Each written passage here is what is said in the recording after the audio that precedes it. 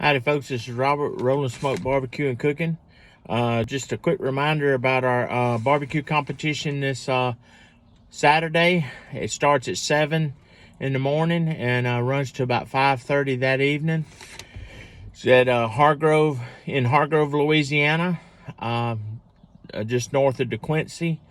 It's all proceeds will go to the Vincent family, and we'll be out there cooking starting at 7 a.m. Come out.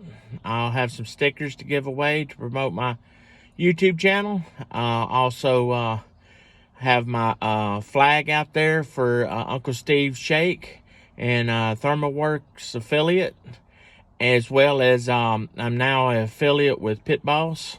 So y'all come out and see us and pass a good time. It's going to be, like I said, all day from 7 a.m.